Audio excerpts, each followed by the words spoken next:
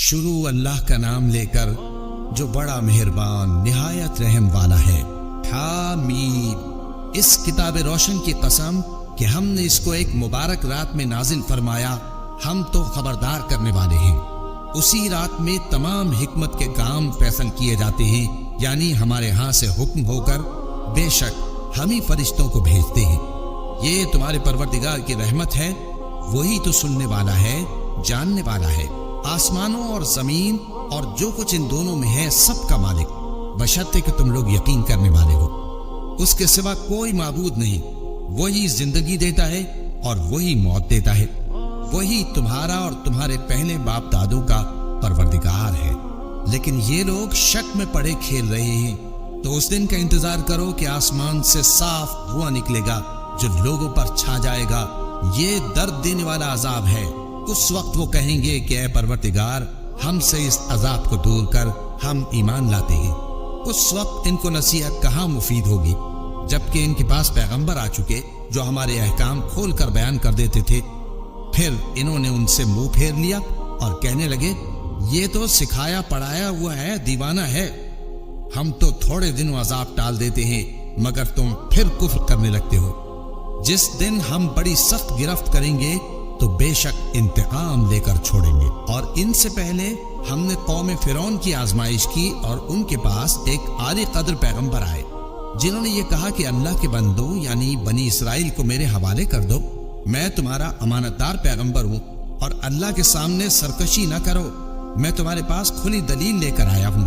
اور اس بات سے کہ تم مجھے سنسار کرو، میں اپنے اور تمہارے پروردگار کی پناہ لے چکا ہوں، اور اگر مجھ پر ایمان نہیں لاتے تو مجھ سے الگ ہو جاؤ۔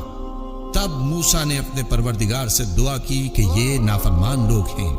اللہ نے فرمایا کہ اچھا، میرے بندوں کو راتوں رات لے کر چلے جاؤ، اور فرعونی ضرور تمہارا تعاقب کریں گے، اور سمندر سے کہ ٹھہرا ہوا ہوگا پار ہو جانا، تمہارے بعد وہ پورا لشکر ڈبو دیا جائے گا۔ وہ لوگ بہت سے باغ اور چشمے چھوڑ گئے، اور کھیتیاں اور نفیس مکان اور آرام کی چیزیں جن میں وہ عیش کیا کرتے تھے۔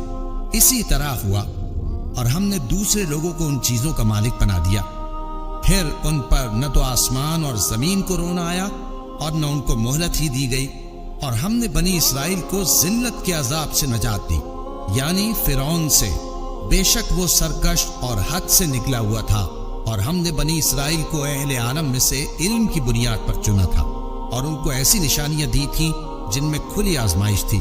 یہ لوگ یہ کہتے ہیں کہ ہمیں صرف پہلی دفعہ یعنی ایک بار مرنا ہے اور پھر اٹھنا نہیں کیا ہے، لیکن اکثر لوگ نہیں جانتے۔ کچھ شک نہیں کہ فیصلے کا دن ان سب کے جی اٹھنے کا وقت ہے، جس دن کوئی دوست کسی دوست کے کچھ کام نہ آئے گا، اور نہ ان کو مدد ملے گی مگر جس پر اللہ مہربانی کرے۔ بے شک وہی غالب ہے، بڑا مہربان ہے۔ بلا شبہ تھوہر کا درخت گناہگاروں کا کھانا ہوگا، جیسے پگھلا ہوا تانبا۔ وہ تھوہر پیٹوں میں اس طرح کھولے گا جس طرح گرم پانی کھولتا ہے۔ حکم دیا جائے گا کہ اس کو پکڑ لو اور کھینچتے ہوئے دوزخ کے بیچوں بیچ لے جاؤ، پھر اس کے سر پر کھولتا ہوا پانی انڈیل دو کہ عذاب پر عذاب ہو۔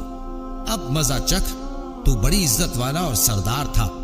یہ وہی دوزخ ہے جس پر تم لوگ شک کیا کرتے تھے۔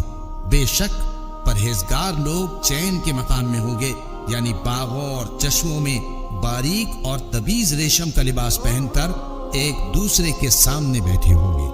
وہاں اس طرح کا حال ہوگا، اور ہم بڑی بڑی آنکھوں والی حوروں کو ان کی بیویاں بنا دیں گے۔ وہاں امن و اطمینان سے ہر قسم کے میوے منگائیں گے اور کھائیں گے، اور پہلی دفعہ کے مرنے کے علاوہ موت کا مزہ پھر نہیں چکھیں گے، اور اللہ ان کو دوزخ کے عذاب سے بچا لے گا۔ یہ تمہارے پروردگار کا فضل ہے، یہی تو بڑی کامیابی ہے۔